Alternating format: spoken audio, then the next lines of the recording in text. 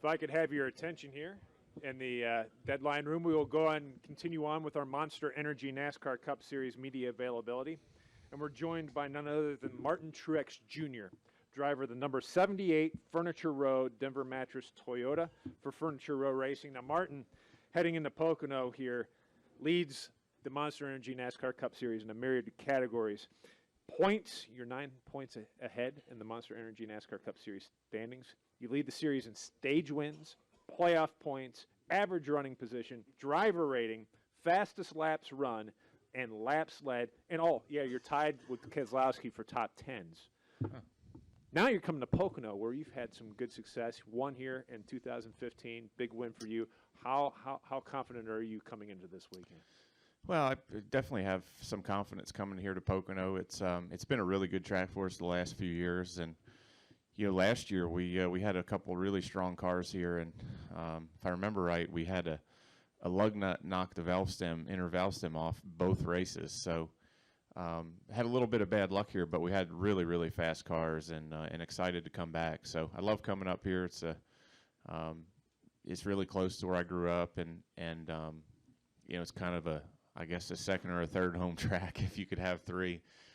So it's always fun to come up here. We've got some good friends up here, and I enjoy the area. So that coupled with the racetrack that's been good to us makes it fun, and definitely looking forward to having a good weekend. Okay, we'll open the floor up for questions. If you have questions for Martin, please raise your hand. We'll get our wireless mic to you. We'll start here with Holly, and then we'll go to Zach. Looking at the race winners this year, and a couple of you guys have won multiple races, and then we've kind of had new winners come in. Feel like things are a little bit off? I mean, you wouldn't necessarily expect, Kevin Harvick maybe not to have a win, or the Gibbs guys. How do you kind of look at that? Well, it's definitely been interesting. I mean, I honestly don't pay a ton of attention to what other guys are doing. We kind of try to focus on our own deal, and we feel like there's been a few weeks where we probably gave them away or kind of missed out on opportunities to win. But it's been neat to see some new winners. It's been interesting to see some of the guys that we all expect to win, that typically win by this time of the year, not win yet. So, I mean, some of that's just the way racing plays out and the way things go. I still think, some of the guys who haven't won have been running really strong and been consistent. So, there's still a lot of racing to go before the playoffs start. So, I wouldn't get too caught up in it. We'll go Zach, then Claire, then Joseph, then Reed. Zach, excuse me, Zach Sterniel with Pocono Record.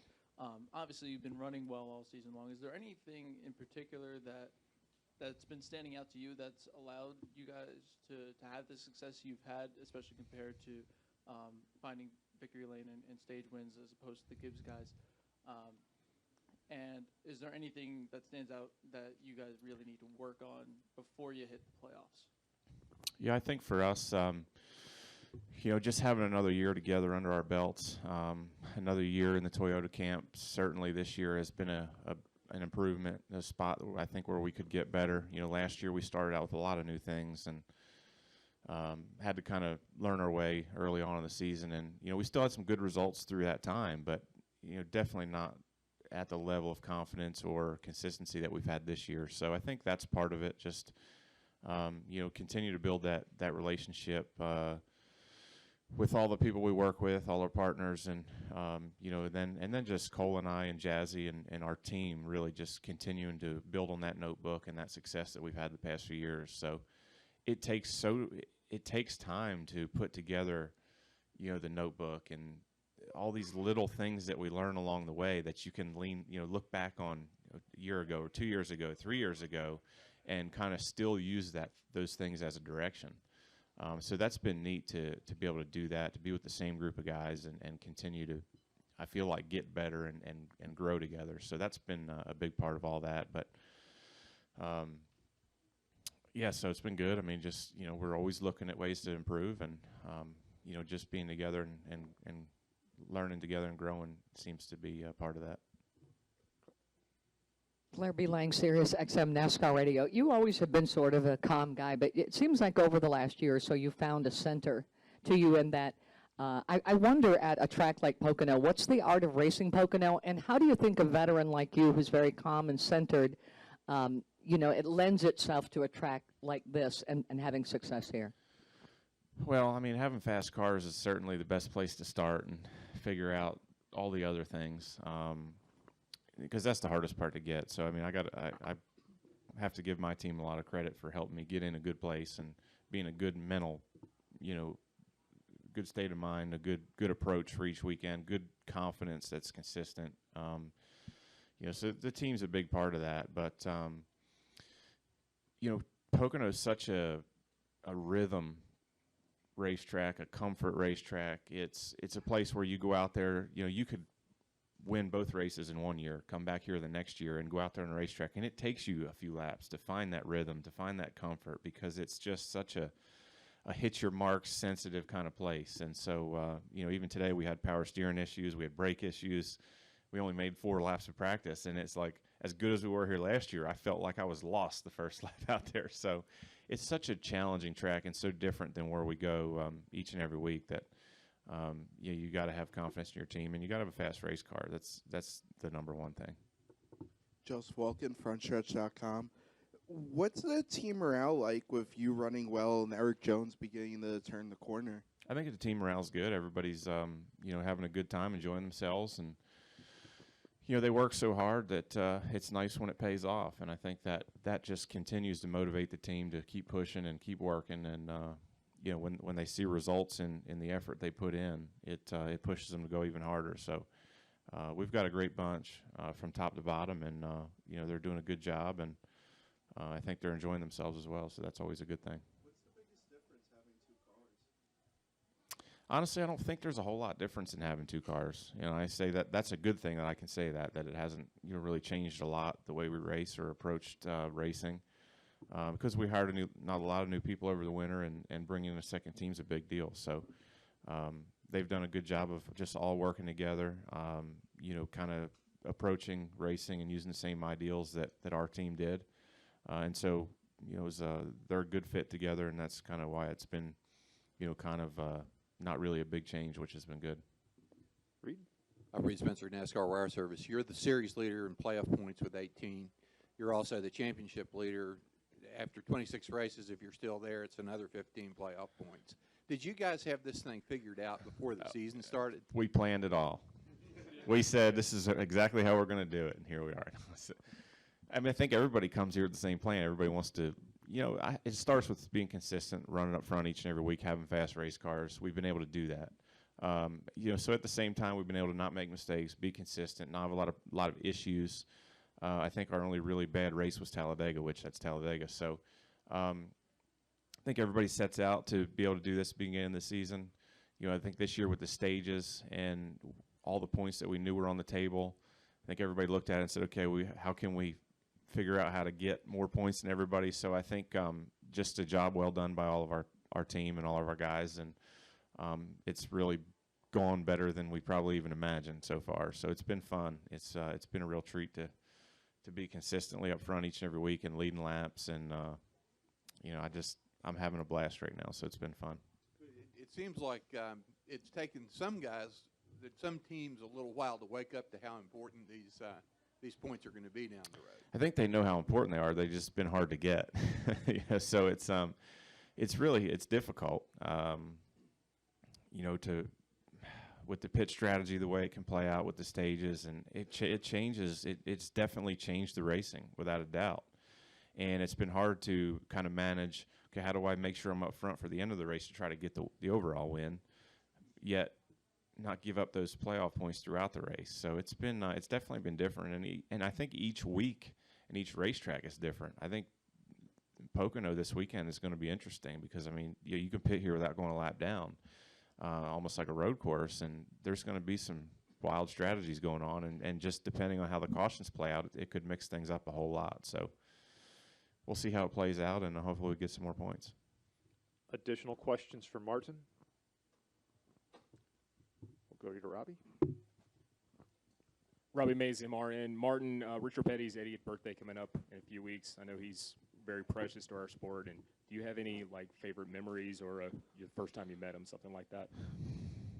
I don't have anything that's really over the top or sticks out, but just seeing him around the racetrack, you know, and what he means to the sport, and the fact that he's 80, doesn't look a day over 60. You know, I mean, it's he's just an amazing person. He's fun to talk to, and you know, just such a huge part of the sport. So it's fun to see him around each and every weekend. And it's fun to talk to him. He's always got something funny to say. Always got a story. I don't know how he hasn't ran out of stories yet, but just an awesome guy. Really glad he's doing well and he's still hanging around here. Go up front to Jerry.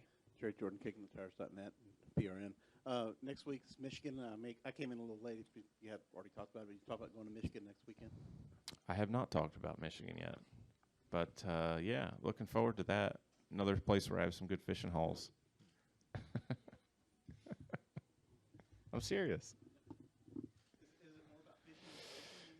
No, fishing just helps keep the stress level down, and you know, let me focus on driving and let the team focus on the cars. So Michigan should be interesting. I mean, last year we ran this, you know, this lower downforce package there, so we have a little bit more history than most of the tracks we've been to this year.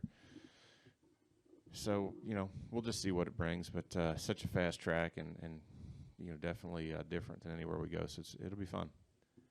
Well, Martin, before we let you go here, I'm going to call up Earl Krause here to the podium, and he has a special presentation for you. Cool. Oh, thank you very much, Matt. And Martin, we certainly appreciate you being here. Look forward to another great weekend of Pocono, your second home track. Yeah, second or third. Straight up. Well, ladies and gentlemen, one of the premier press organizations in our country, which I'm very proud to be a member of, is the Eastern Motorsport Press Association. We've been around for some 45 years now and going strong. And each year, through a vote of our membership, it is determined who the National Driver of the Year is. And a lot of it is based on Eastern racing and a driver that represents our East Coast. This past season, 2016, Martin Truex Jr. set a record for laps led and won the Coca-Cola 600 at Charlotte. He continued to run strong throughout the season with victories in the Southern 500, success at Chicagoland, and a win at his other home track, Dover Raceway. And altogether had a wonderful season, establishing himself as a true contender for the Cup Championship year after year.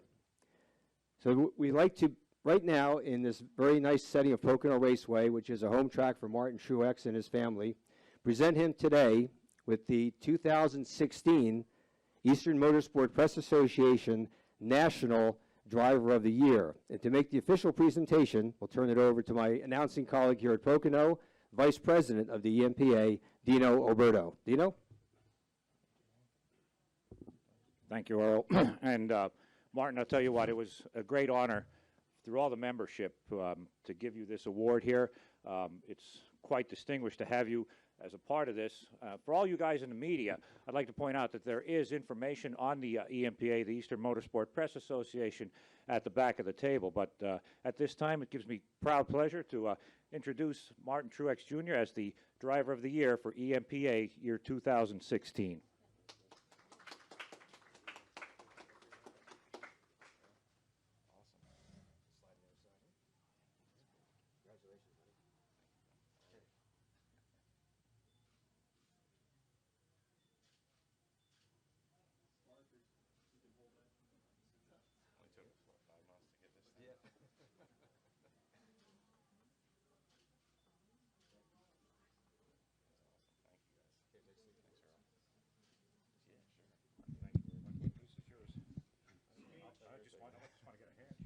Ladies and gentlemen, Martin Truex Jr.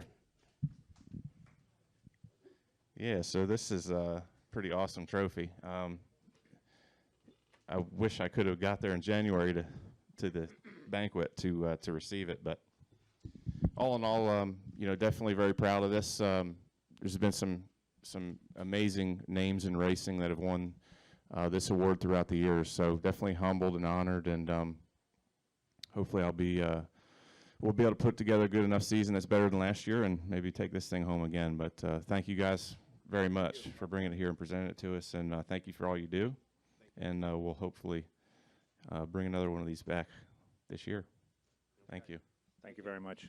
And guys, again, I want to remind everybody, the Eastern Motorsport Press Association, we have some of you with us here today. There is information on the back table there about what the organization is all about, and we'd love to have more of you on board with us. Thank you very much, and again, congratulations to Martin Truex, and thank you, Earl Kraus.